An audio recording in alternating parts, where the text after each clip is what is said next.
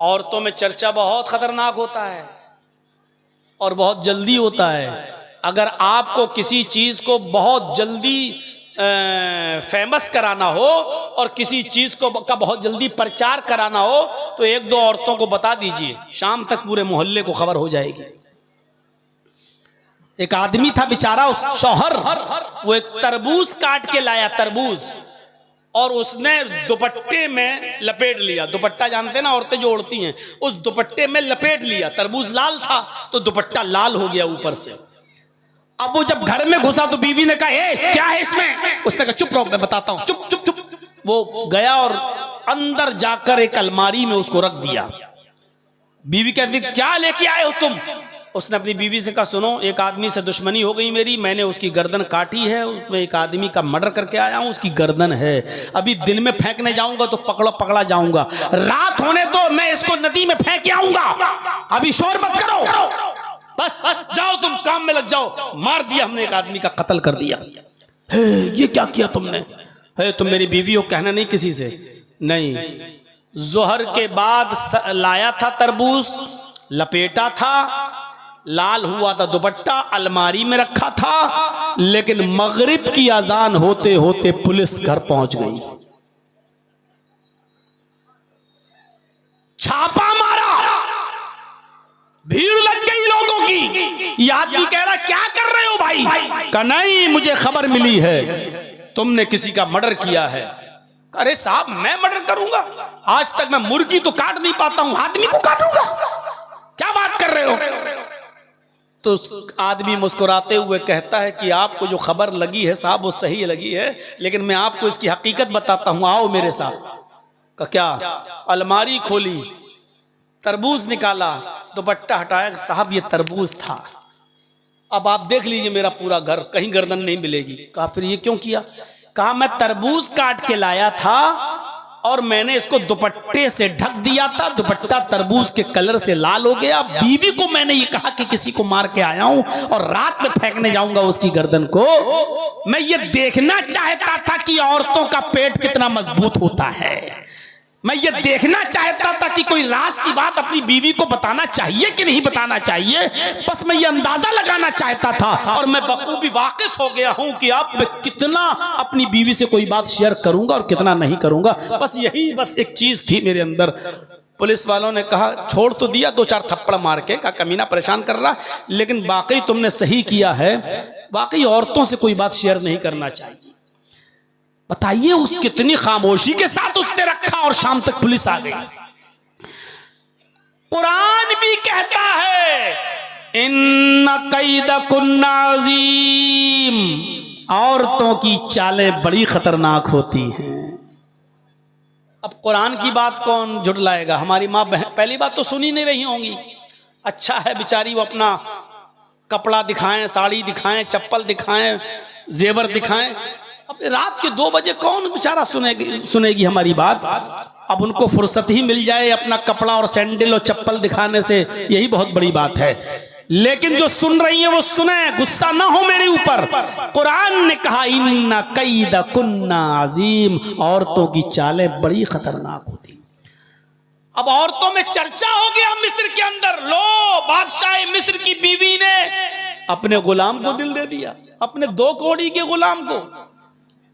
अब बादशाह की बीवी को बड़ा बुरा लगा कि कमबख्त मेरे बारे में ऐसी बातें कर रही हैं, उनको क्या मालूम यूसुफ कितने खूबसूरत हैं।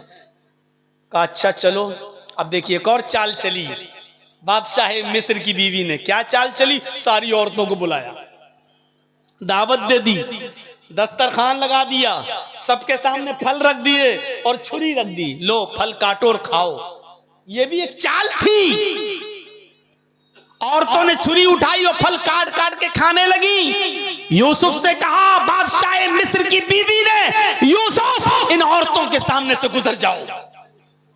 और जब बादशाह मिस्र की बीवी की बात मानकर यूसुफ जब उन औरतों के सामने से गुजरे और मिस्र की औरतों ने जब यूसुफ को देखा तो फल काट रही थी, उंगली कटने लगी। है कभी कभी आप दीवार पे तेज सर मार दें तो उस वक्त आपको तकलीफ नहीं होगी, आधे घंटे के बाद दर्द होगा। उफ, कभी कभी अचानक आपको चोट लग जाए तो उस वक्त वो जगह सुन्न हो जाती है, आपको तकलीफ नहीं होगी, बाद में तकलीफ होती है। औरतों ने इधर यूसुफ को देखा तो उंगलियां काट दी, और ऐसे नहीं कटी नहीं, कुरान कहता कत्ताना अयदियहुन्ना, उंगली कटी नहीं, टुकड़े टुकड़े हो गई, इधर से कटी, इधर से कटी, इधर से कटी, गिरने लगी। कता यक्ताओ के माना काटना, और कत्ता युकत्तो तख्ती के माना होते टुकड़े टुकड़े करना। उन औरतों ने अपनी उंगलियों के टुकड़े टुकड़े कर दिए। अल्फाज की ज्यादती माना की ज्यादती पर दलालत करती है। कई जगह से उनकी उंगलियां कट गई और उनको तकलीफ ही नहीं हो रही है, उंगलियां कट के गिर रही हैं, और वो यूसुफ की खूबसूरती देखकर वो दीवानी हो गई। और कुरान कहता है चीख पड़ी मां हाजा बशर, ये इंसान है ही नहीं, ये इंसान नहीं है। अरे इंसान नहीं तो कौन?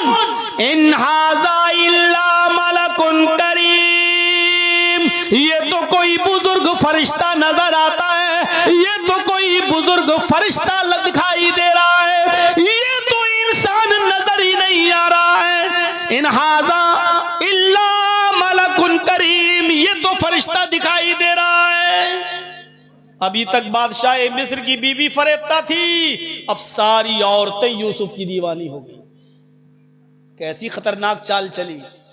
अब उन औरतों से कहा देख रही हो ना, अब बताओ मेरा क्या कसूर है। ये एक और चाल, कैसी खतरनाक चालें होती हैं औरतों की। फोन नंबर भी ढूंढ लेंगी, कॉल भी करेंगी,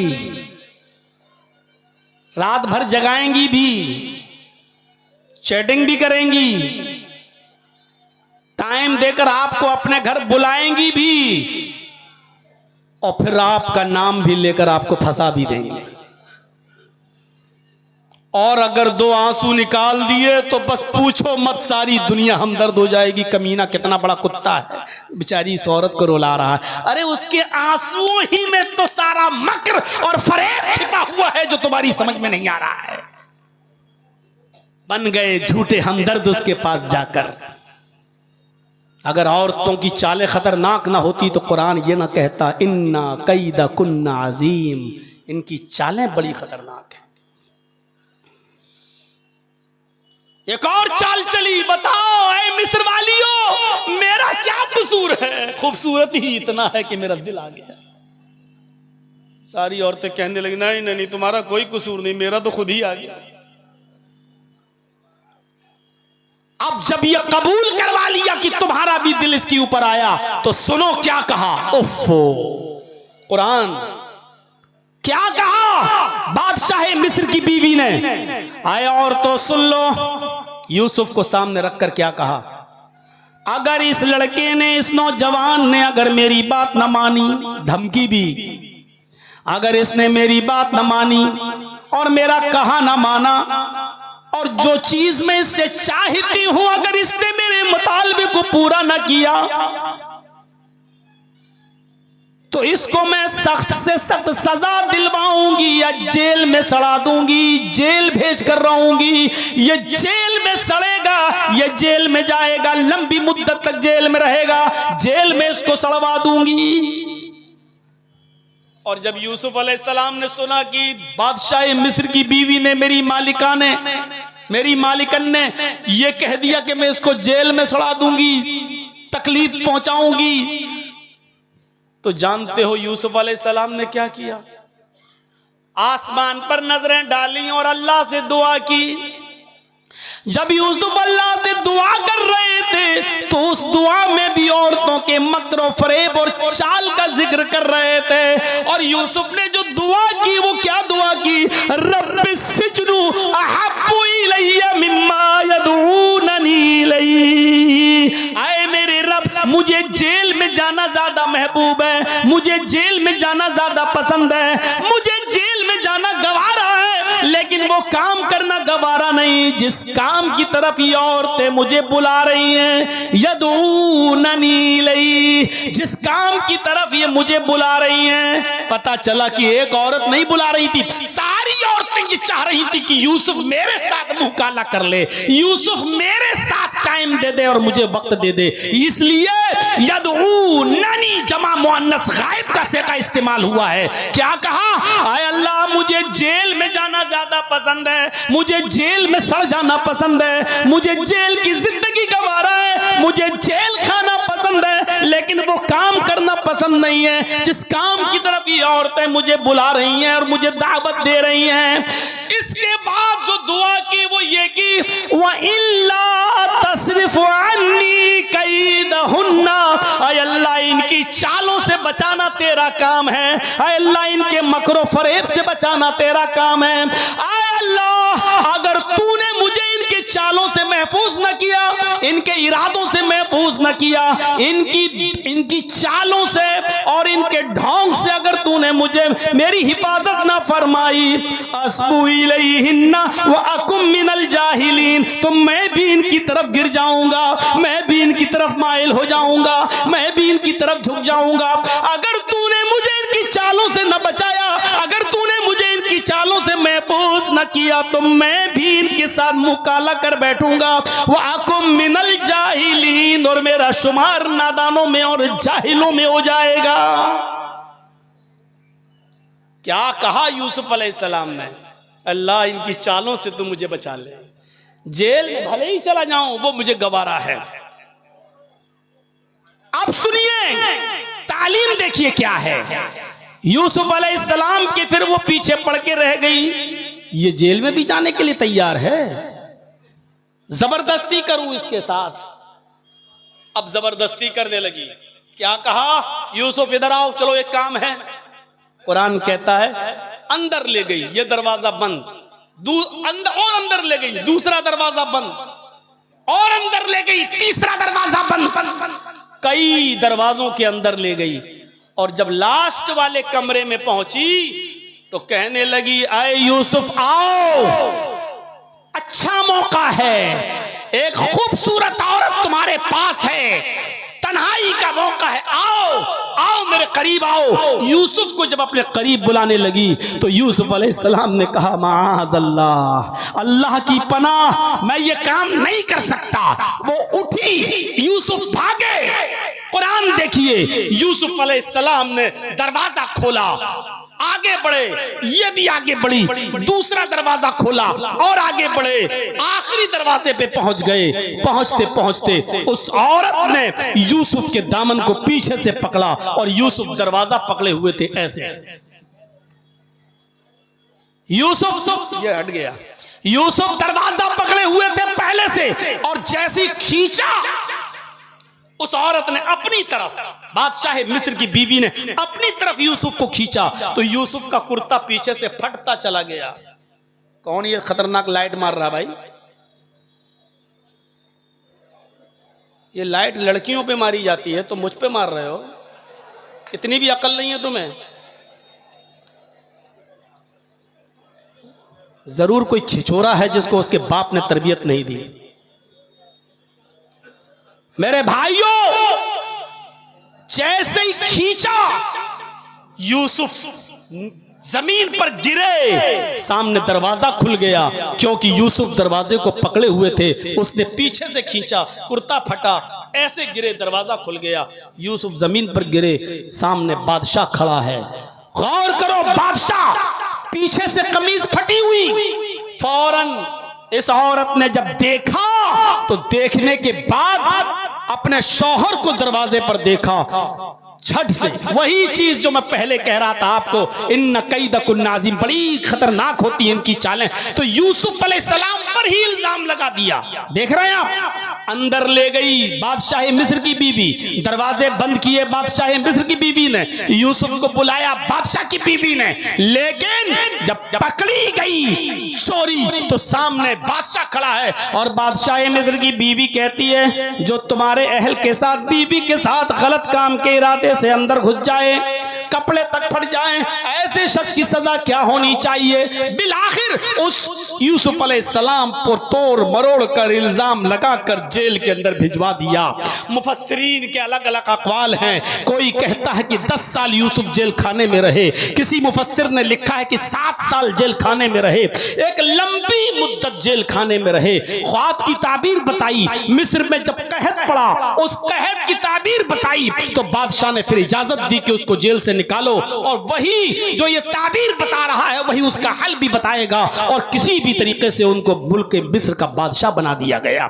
अब आप सोचिए, बचपन से दूर, अपने बाप से दूर, बचपन में कुएं में फेंके गए, मिस्र के बाजार में बेचे गए, फिर बादशाह के घर आए, फिर जवान हुए, मुख्तलिफ मराहिल से गुजरे, 7 साल या 10 साल जेल की सलाखों में भी रहे, उसके बाद निकले और मुल्क मिस्र के बादशाह बन गए। और बादशाह बनने के बाद अपनी कमीज एक कासिद को देकर भेजा, फला बस्ती में चले जाओ, एक बूढ़ा आदमी होगा, उसका नाम याकूब होगा, ये कमीज उसको दे देना और इतना कह देना उससे कि ये कमीज तुम पहचान लोगे, वो बूढ़ा आदमी इस कमीज को पहचान लेगा।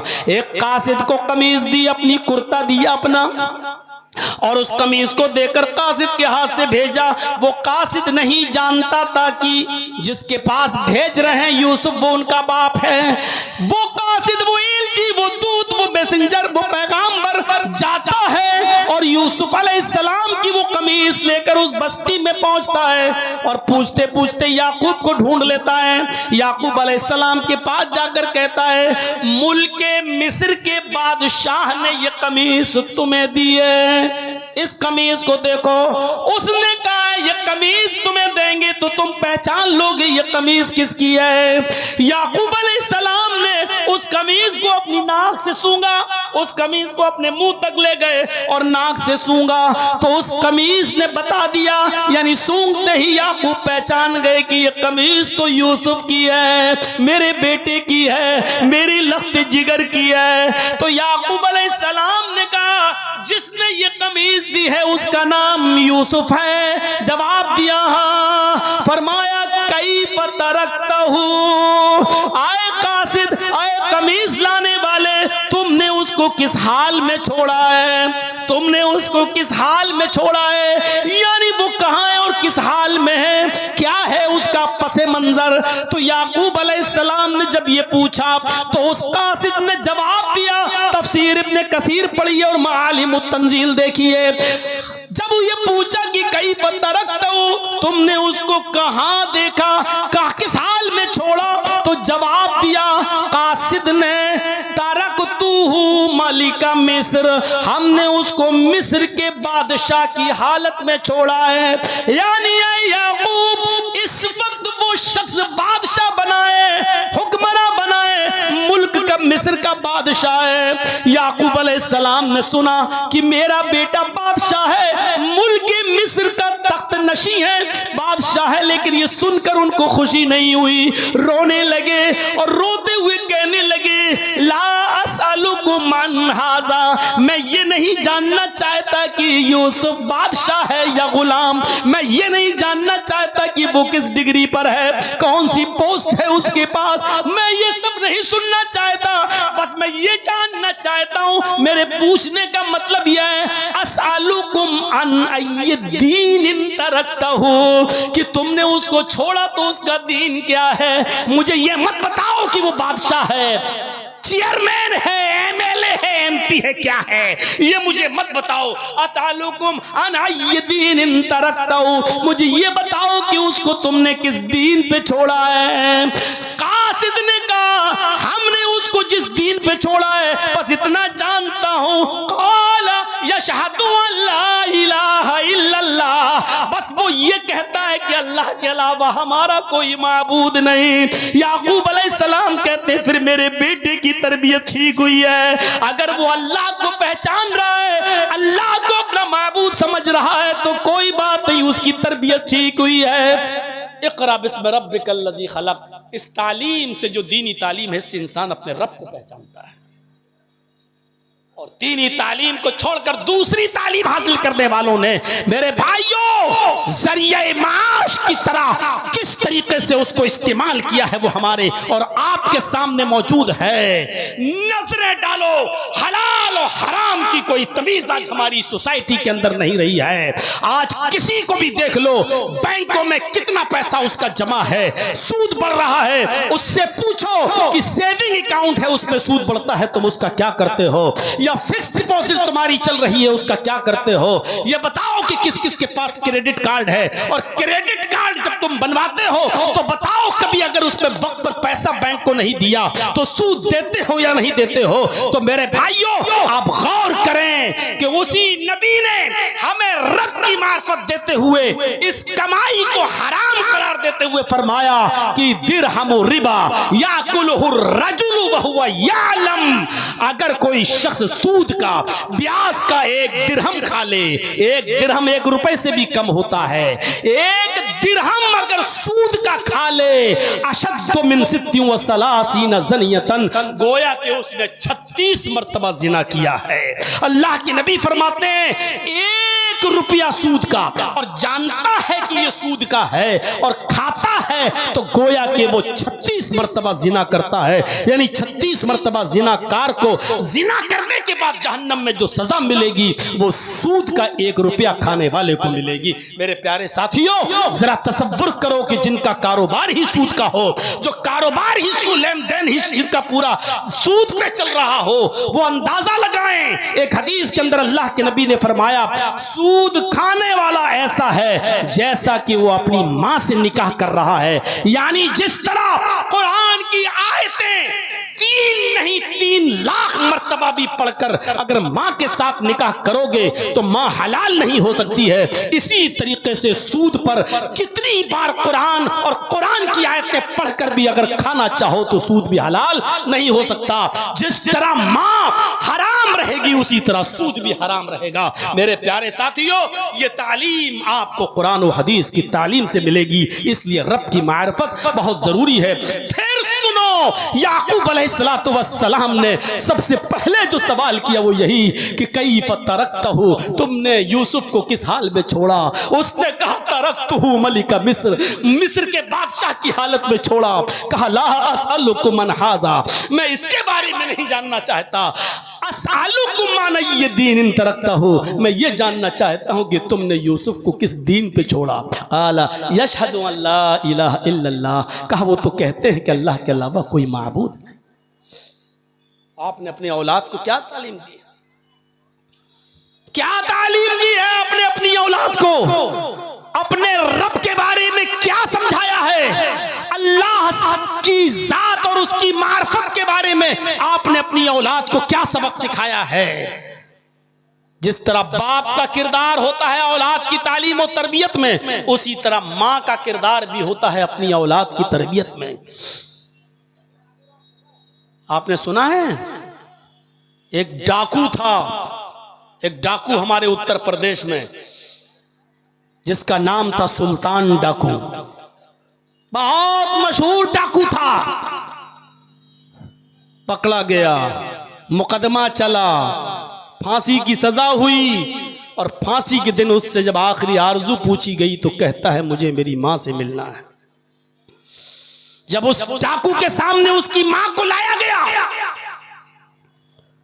जल्लाद भी खड़ा है, जेलर भी खड़ा है, और जेलर ने कहा ले मिल ले अपनी मां से, और कुछ? कहा हां, अगर पूरा कर सकते हो तो बताओ। कहा ठीक है, कोशिश करेंगे, बोलो क्या चाहते हो, तुम्हारे पास ज्यादा वक्त नहीं है। उसने कहा मुझे ज्यादा वक्त की जरूरत भी नहीं है, बस इतना चाहता हूं कि मुझसे पहले मेरी मां को तख्तेदार पे लटका दो, बस इतना चाहता हूं कि मुझसे पहले मेरी मां को फांसी दो। दोनों कहने लगे पागल है क्या, सजा तुझे हुई, फांसी इसको क्यों दूं, और इसकी क्या गलती? कहा सारी गलती इसी मां की तो है। जेलर साहब, जब मैं 5 साल का था, मेरी मां बहनों, अगर तुम्हें कपड़े दिखाने से फुर्सत मिल गई हो, अगर तुम्हें अपना जेवर दिखाने से फुर्सत मिल गई हो तो सुनो, अपनी औलाद की तरबियत में तुम्हारा किरदार सबसे नुमाया किरदार होगा। अगर तुमने अपनी औलाद की तरबियत अच्छी तरीके से कर दी तो।